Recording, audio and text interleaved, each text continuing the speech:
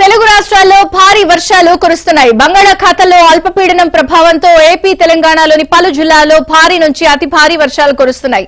ఎడతెరిపి లేకుండా కురుస్తున్న భారీ వర్షాలతో పలు జిల్లాల్లో రోడ్లపైకి చేరిన వరద నీరు పలు గ్రామాలు జలదిగ్బంధలయ్యేలా చేశాయి. వాగులు వంకలు పొంగి పొర్లుతున్నాయి. అల్పపీడన ప్రభావంతో మరో 2 నుంచి 3 రోజులు భారీ వర్షాలు కురిసే అవకాశం ఉందని వాతావరణ శాఖ హెచ్చరికలు జారీ చేసింది.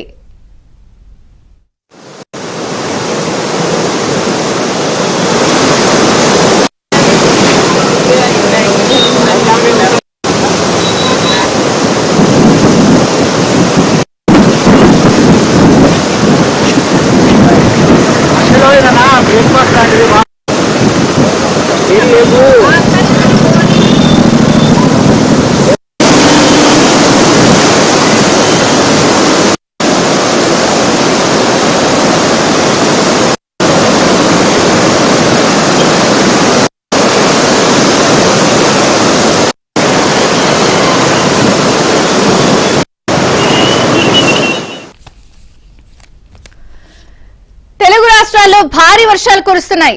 బంగాళాఖాతంలో అల్పపీడనం ప్రభావంతో ఏపీ తెలంగాణలోని పలు జిల్లాల్లో భారీ నుంచి అతి భారీ వర్షాలు కురుస్తున్నాయి. ఎడతెరిపి లేకుండా కురుస్తున్న భారీ వర్షాలతో పలు జిల్లాల్లో రోడ్లపైకి వరద నీరు చేరింది. పలు గ్రామాలు జల దిగ్బంధంలో చిక్కుకున్నాయి. వాగులు వంకలు పొంగి పొర్లుతున్నాయి. అల్పపీడన ప్రభావంతో మరో 2 నుంచి 3 రోజులు భారీ వర్షాలు కురిసే అవకాశం ఉందని వాతావరణ శాఖ హెచ్చరికలు జారీ చేసింది.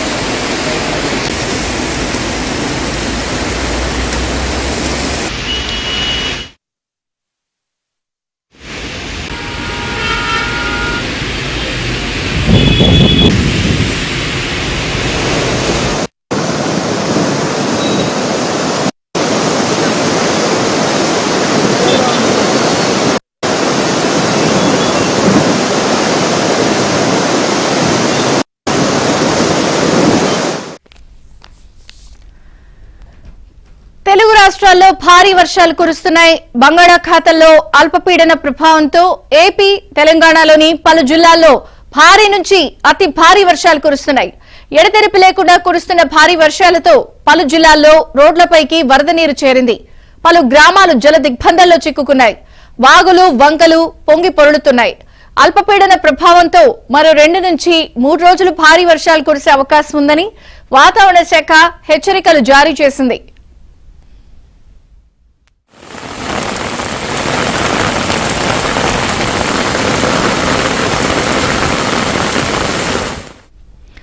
బంగాళాఖాతంలో ఏర్పడినటువంటి అల్పపీడన ప్రభావం ఇంకా 2 తెలుగు రాష్ట్రాలపై కొనసాగుతోంది. 2 తెలుగు రాష్ట్రాల్లో కూడా భారీ వర్షాలు నమోదవుతున్నాయి. వాగులు వంకలు పొంగి పొర్లుతున్నాయి. ఇక లేటెస్ట్ అప్డేట్స్ విజయవాడ నుంచి మా ప్రతినిధి ప్రసాద్ అందిస్తారు. ఎందుకంటే ప్రకాశం బ్యారేజీకి కూడా భారీగా వరద నీరు వచ్చి చేరుతోంది.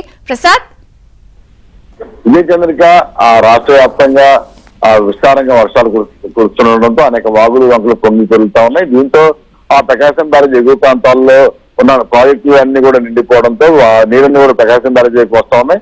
వీటికి తోడు మధ్యలో ఉన్న వాగులు వంకలు కూడా మొత్తం పొంగి ప్రవహించడంతో ఆ నీరు కూడా ప్రకాశం బ్యారేజ్ మళ్ళిస్తా ఉన్నారు. ఈ నేపథ్యంలో ఇటీవల కాలంలో దాదాపు 6 లక్షల క్యూసెక్ల నీరు ప్రకాశం బ్యారేజీకి వచ్చేరింది. అయితే ఈ గత నిన్నటి నుంచి కూడా వర్షాలు తగ్గుముఖం కొంతవరకు పట్టడంతో ప్రకాశం బ్యారేజీ కూడా క్రమంగా నీటి ఉధృతి తగ్గుతా ఉంది. ఈ నేపథ్యంలో మరో 2 రోజుల పాటు భారీగా వర్షాలు కురుస్తాయని అధికారులు అంచనా వేస్తున్న నేపథ్యంలో ప్రజలందరూ అప్రమత్తంగా ఉండాలని కూడా చెప్తా ఉన్నారు.